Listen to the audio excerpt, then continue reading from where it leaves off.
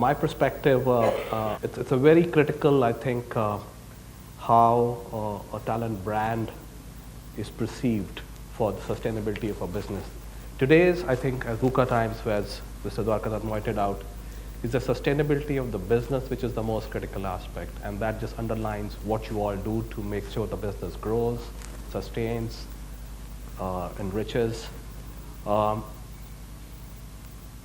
I think from my perspective, talent brand is an extension of the corporate brand, and somewhere in HR we tend to view the talent branding or employee value proposition from a very functional domain perspective. And if you look at it, rarely a talent brand has been, on its own come and propagated a corporate brand. It's always the corporate brand which ends up with the talent brand. Probably except in the startup situations where you are ending up working for a vision, or you are working for a bunch of people you wanted to work with, or you have a personal passion which you strive to achieve. But otherwise, if you look at it any other situation, it's coming in from a corporate brand. And I think what is critical is to really understand what this corporate brand stands for. What is this business stands for, and that alignment is critical, because initially I think it's the corporate brand which attracts the talent, and then subsequently the strength through which the corporate brand has attracted that talent propels that corporate brand to strengthen further. So it's a virtuous cycle you can ultimately try to achieve, and that's what is the most critical aspect. If you are able to get into that virtuous cycle where, because of the strength of your brand, you bring the talent in, and then the quality of the talent and the work they do, you further strengthen your brand. And that is the most important aspect.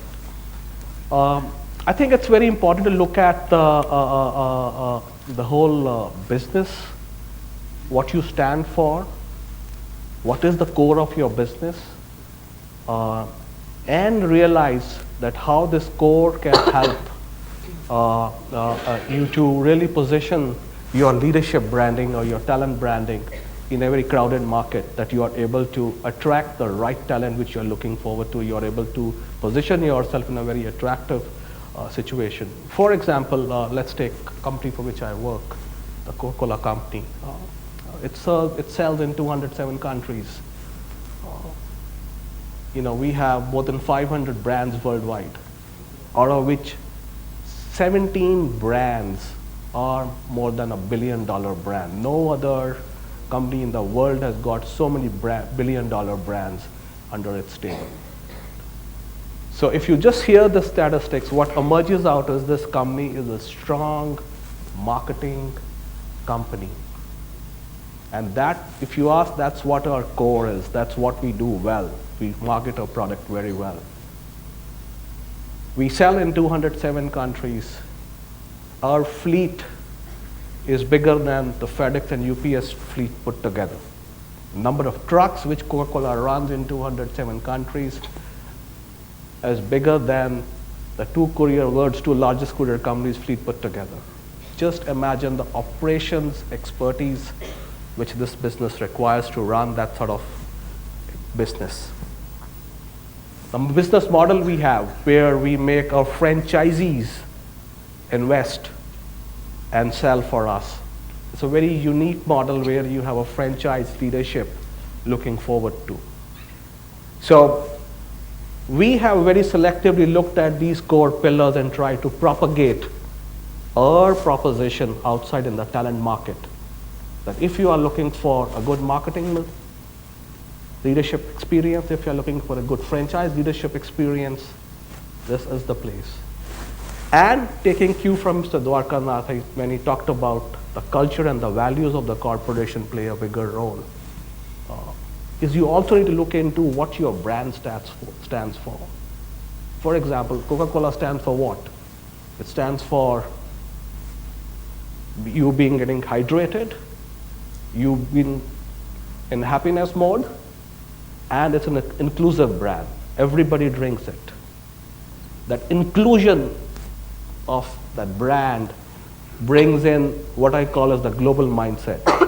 The Coke is same in 207 countries. Anybody pop it to a king can drink it.